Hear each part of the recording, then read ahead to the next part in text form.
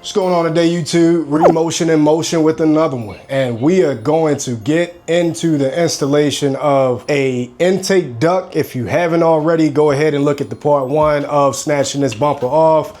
That's foundational, of course. I will say the goal of this segment right now is to really talk about some poor fitting parts out here. You definitely want to do your due diligence to avoid having to do this type of finesse to get it working just right.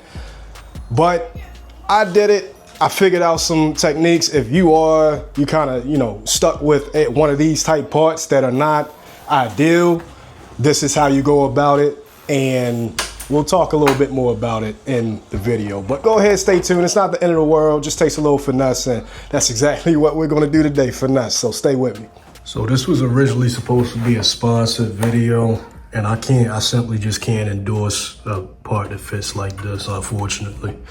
So you see how the OEM tabs fall into place and they're supposed to clip?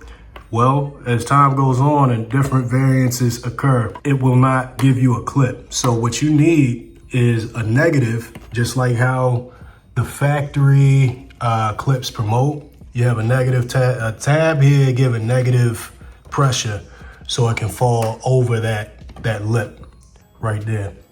As you can see here, that's not the case. So how do we create negative pressure? And this comes from improvising, years of improvising on mine, U-clips. And we're just gonna slide this in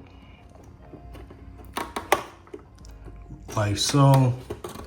Push that. All right, now look at how the tab is no longer moving, it's over that lip. So fabricating that negative pressure, U-clips can do it. Again, I'm disappointed with this because typically some manufacturers have the negative pressure tabs already built in. This one doesn't, and kind of went back and forth with the vendor. This is not how it should fit. So just transparency. If you're going through the same thing, you know how to proceed. Nothing of this install call for this. I can understand if I'm wrenching on an engine or coilover suspension, but just because it's fitment, I gotta finesse this and things happen. I slam my hand on this sharp edge. Buy wisely, I'll say that. Thing came together. I hope this helped you out. We did get it installed with decent execution, as good as it could be. So again, if you are stuck in this predicament, just take it as a lesson learned. Just search for your vendors correctly and intentionally.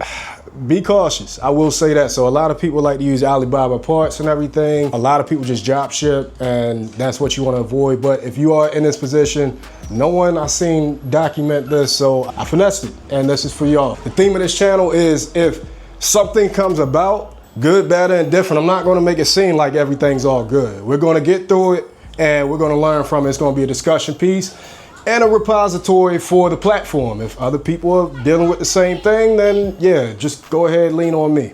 So appreciate y'all watching. It has been another one, Remotion in Motion again. Go ahead and like and subscribe if you have not already. So we got G80 content on the way, as well as LS430 content.